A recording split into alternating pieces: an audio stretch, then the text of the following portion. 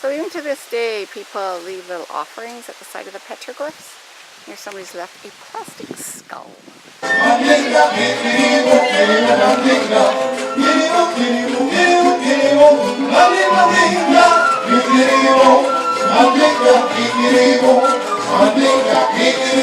Buenos dias. We're all ready to go on our trip for the day. We've left the maid a tip, which in Mexico is called propina. We're ready to head off on our rent-a-car, and today's destination is the Petroglyphs at Altavista. Now the Petroglyphs at Altavista are something that you kind of have to know about, otherwise you would never even know they existed. There's no signage, they don't appear on any map, you just have to know. Now I've been there a couple of times. This is the first time I'm driving there myself, so I may get lost, but if you're heading north on the 200, they are in between La Pinita and Chacala. So if you come to Chacala, you've gone too far. So as you're heading north on the 200, they are on the right-hand side of the road, and it's the road to Altavista. Then when you get in there, you have to do a few little dipsy-doodles to find there. But don't worry, I will show you. So I've got my crushed ice ready to go, and I'm going to take you guys with us on this vlogcation. So let's go.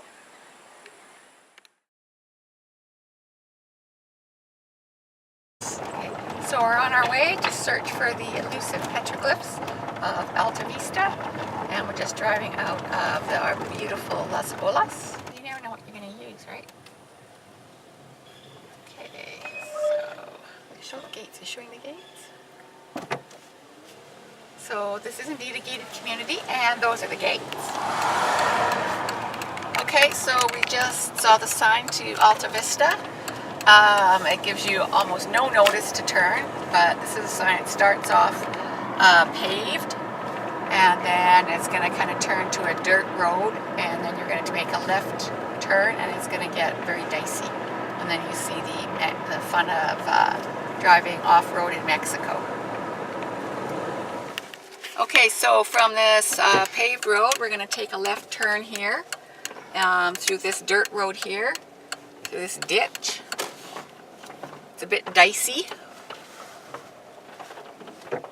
And this is the joy of off-roading in Mexico. So we're basically going to be going through an orchard here. So my advice is to take a 4x4 if you have one. We are attempting this in a Jetta, and most likely we'll have to stop and get out and walk the rest of the way before too long. Just continuing on the road here, it's actually quite a pretty road, and there's really beautiful views. Kind of a little bit high up. Beautiful views of the valley. We're going through an orchard here.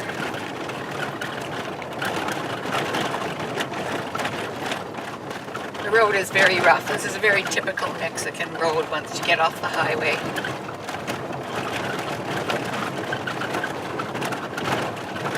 When you pull in, you'll come to this sort of intersection where three roads come together. So your choices are you can go straight, or you can go through the gate into the orchard, or you can turn right and get out of your vehicle and walk down this rocky little pathway. And that is what we're going to do, because that is how you get to the petroglyphs. So we're going to walk down this tiny little pathway here until we come to the river, and then we're going to follow the river. So we will probably run into a man who will ask for some money for us to pass. So be prepared, have some money on hand. First part of the hike goes through this very, very dry, open landscape. But then once you reach the river and you walk on the river, it's actually quite cool, comfortable walking. But be prepared for this kind of dry hike in. Okay, so now we've been going along, and the road has started going downhill and gotten a little bit more shade and more cooler. And so now we're actually coming out to the river. Now there's no signage, of course. So basically you just want to follow along the river. Which way? Okay, so basically there's actually a little trail that goes parallel to the river. I think it's probably smart to just stay on that trail for as long as you can, because walking on the river can be a bit difficult because those stones, boulder hopping you got to do. So we're just going to go down this trail here for a bit. I would advise that you walk along the dirt trail as long as possible. It's way easier.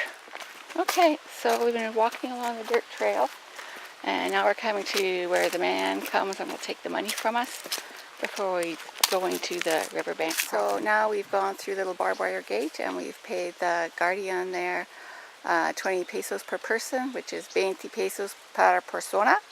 And now we're kind of entering the most exciting part of the hike. Okay, so now we're kind of getting into it. We've been traveling along this dry riverbed. It's very dry. And it's basically like this the whole way.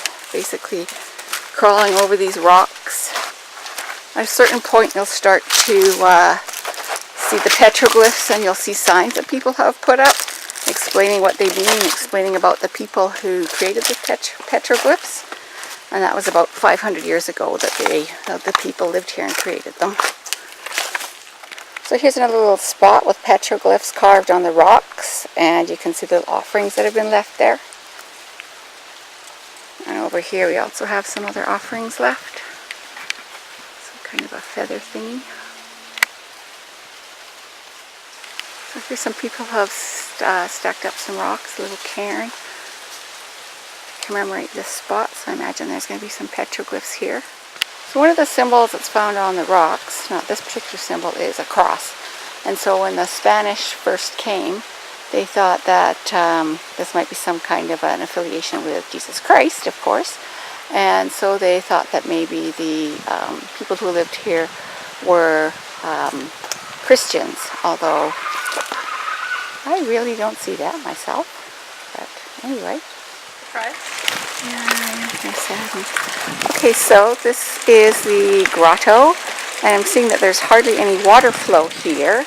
So we don't really have that beautiful, fresh, clear, crystalline water that was here last time we came. You see a lot of offerings up in the trees.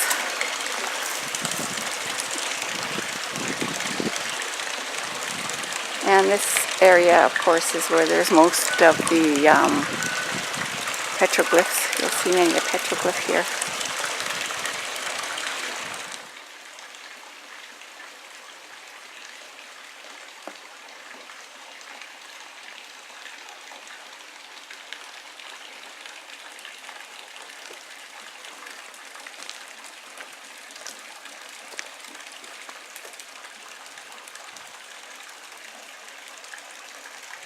So here's another little shrine built by the locals, these people, for this ancient site.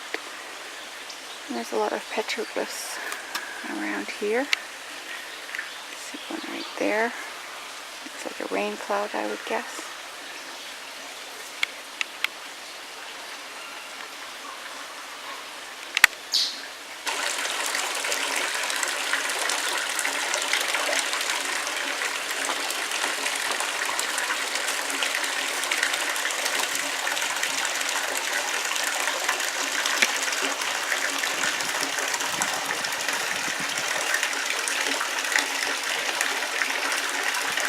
Last time we were here was in November, and this was actually a beautiful running waterfall with a beautiful little swimming hole at the bottom.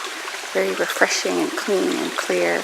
But unfortunately now, towards the end of the dry season, I'm seeing it's pretty much all dried up and probably not something that you'd want to swim in, which is rather disappointing.